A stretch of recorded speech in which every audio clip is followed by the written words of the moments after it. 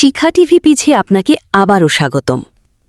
এক গভীর বনে বাস করত এক চালাক শিয়াল। তার নাম ছিল রাঙা।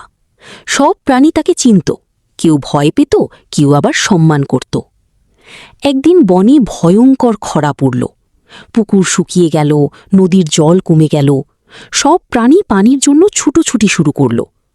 বনের মাঝখানে একটাই কূপ ছিল। সেই কূপের পাহারা দিত বিশাল ভালুক, কালো ভালুক দাদু।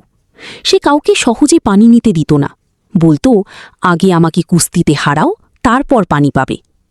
হরিণ এলো, হারল, বানর এলো, হারল, খরগোশ এলো, দৌড়ে পালালো। তখন রাঙা শিয়াল এগিয়ে এলো। সে ভালুকের কাছে গিয়ে বলল, দাদু, আমি তোমার সাথে কুস্তি লড়তে আসিনি। ভালুক অবাক হয়ে বলল, তাহলে কি চাও? রাঙা বলল, আমি শুনেছি এই কূপের তলায় একটা সোনার মাছ আছে। যে সেই মাছ ধরতে পারবে সে বনের রাজা হবে। কিন্তু তুমি এত বড়, কূপে নামতে পারবে না। আমি ছোট, আমি নেমে দেখি। ভালুকের লোভ জেগে উঠল। সে বলল, সত্যি? তাহলে তাড়াতাড়ি নামো। রাঙা কূপে নেমে দেখল সোনার মাছ নেই, কিন্তু পানি আছে প্রচুর। সে চুপি চুপি একটা বড় পাথর তুলে কূপের দেয়ালে আটকে দিল, যাতে পানি বাইরে বের হওয়ার একটা ছোট পথ তৈরি হয়। তারপর উপরে উঠে বলল, দাদু, মাছ দেখলাম, কিন্তু তোমাকেই নামতে হবে, আমার হাত পৌঁছায় না।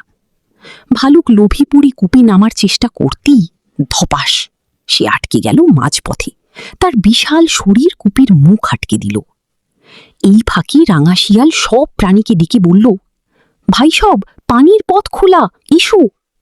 পাথরের ফাটল দিয়ে পানি গড়িয়ে আসছিল বাইরে। সব প্রাণী মিলে পানি পেল। অনেকক্ষণ পর ভালুক কোনো রকমে বের হয়ে রাগে গর্জন করল, শিয়াল, ধোকা দিলি? রাঙা হেসে বলল, না দাদু, তোমাকে তো কুস্তিতে হারাইনি, বুদ্ধিতে হারিয়েছি। সেটা কি নিয়ম ভাঙা? সেদিন থেকে বনে একটা কথা চালু হয়ে গেল, শক্তি থাকলে যুদ্ধ জেতা যায়, কিন্তু বুদ্ধি থাকলে যুদ্ধ না করেও জেতা যায়। ধন্যবাদ আমাদের শিখা টিভি পেজের সাথে থাকার জন্য।